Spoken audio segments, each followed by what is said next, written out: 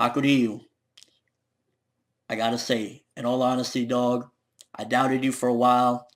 I said things about you, but these two chapters, 245 and 246, I think you're making a believer out of me, bro. Like, I genuinely am getting on board Team Hakuryuu, regardless of what you want to say about him. Ultimately, he was showing some manly traits, and he was showing some boss ways in these past two chapters of just how much he's going after his vengeance. Like, I think Hakuryuu is going to have to be there in that list of Avengers when at some point I update it, because look what he did in these two chapters. You already know what it is. It's that Magi greatness time. Let's go.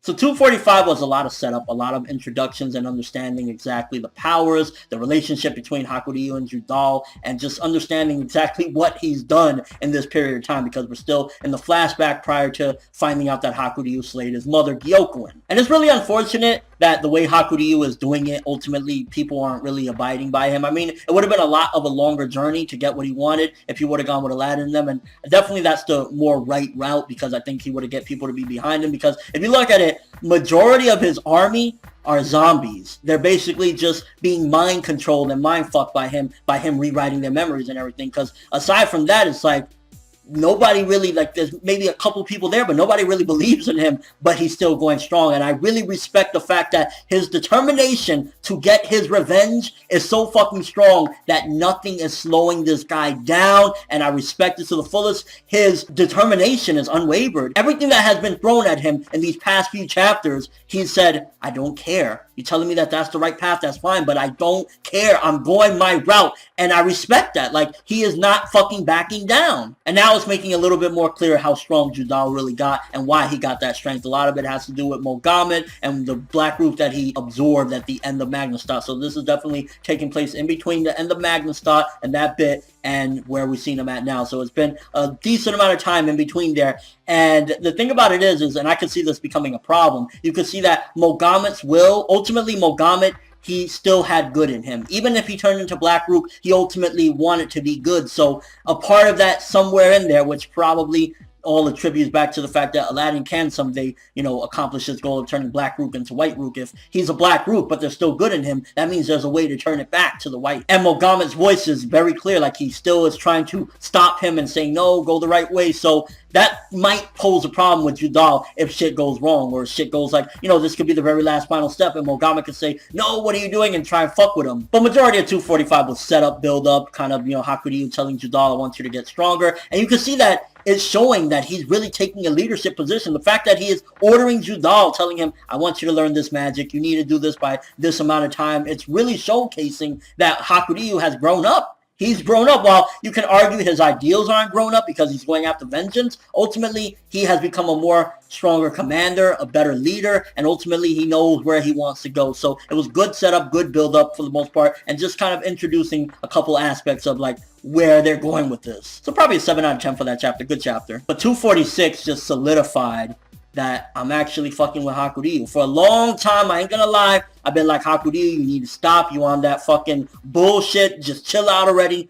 Until I saw this chapter where I saw that this man, you put magic in him, you use a fucking djinn on him, and it's not going to stop him. Nothing is stopping him from getting his vengeance. And how can you not respect that? This man is doing everything in his power, and this is all that he has. To him, it's either do or die with this. Finding out about that egg that was planted in his head, and Koen is basically trying to stop him. Ultimately, Koen knew for a while Hakuryuu's plans. He wasn't stupid, and we've seen this before, definitely, that Koen understood a little bit about who Hakuryuu truly is. But the fact that even that, putting that in him, he stabs his own fucking leg. He's like, no, it's not going down. I don't care. I am going through with that. Again, just gave me so much respect, and in all honesty, it made Hakuryuu a more likable Avenger for me. He's not the same of like a Kurapika, where for the most part Kurapika is justified, and I don't even think Kurapika will go this dark Well, I don't even know. He probably would, because Kurapika is another psycho, but just, I'm trying to make an example as to different Avengers. You could kind of compare him to Kurapika, because Kurapika, to this very day in the story, he still was after his vengeance. Although, like, they're two different levels, and I'm not trying to say one is better than the other, although Kurapika is on some shit, just saying, you know. I think a mistake that Hakuryuu made, and ultimately we know that he seemingly killed his mother regardless, so yeah, it is going to go down that he kills her, well, seemingly.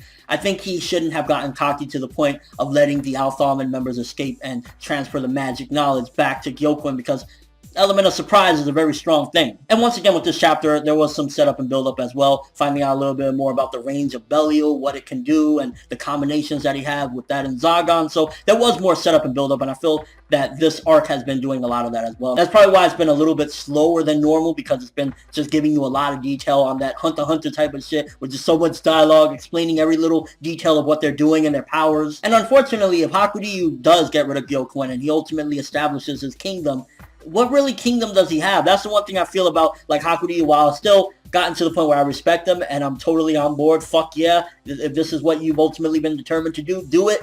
It's like a hollow victory. Yeah, you got your land back, and maybe he can at some point possibly get through Koen, although I don't see it happening, because I don't know. Even though Hakuryuu has amassed this amount of power and comrades and things of that nature, this army, Koen and Sinbad, I just still feel are on that next level. And I mean, let's be real here.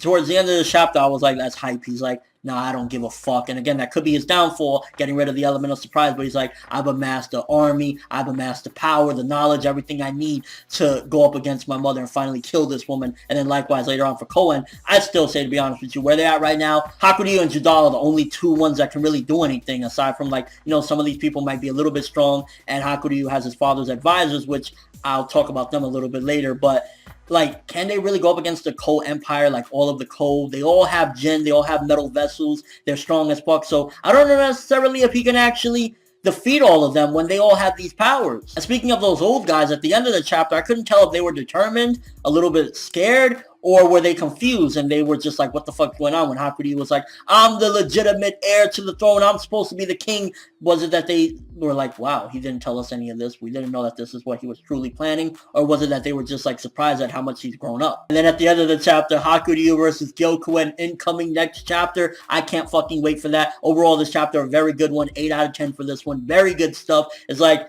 Hakuryuu's grown up, and now I can respect him. Now, the vengeance, while it still is a, you know, people say vengeance is never, like, the right way to go. I can respect it that he's going, he doesn't care, he doesn't give a fuck, and that's something that I respect. He's like, yeah, you know, you put an egg in my head, you're trying to, like, fuck me over. And also, real quick, I want to mention, it showed the development in the relationship between Judal and Hakuryuu as comrades, because you can genuinely see displeasure in Judal's face when Hakuryuu was in that pain and he's all fucked up on the floor. You can see that he is legitimately pissed off. So it could be that he just mainly cares about the goal and the destruction and everything, and is like, you fucking with the plans. Or it could be a little bit more that he actually cares about him, like, this is my king, nothing is going to happen to him. And he was like, you gotta trust me, man. And even though Judal's a crazy motherfucker, I think once he got that comrade that he's been looking for all along, that he was looking for in Sinbad and never got, but he finally has with Hakuryuu, I think that now they're forming a bond of friendship in a dark and twisted way. And yeah, very good stuff this week. Last chapter, good chapter, mainly build up. This one had a lot of build up as well, but it just showed the determination of Hakuryuu, and we got advancement to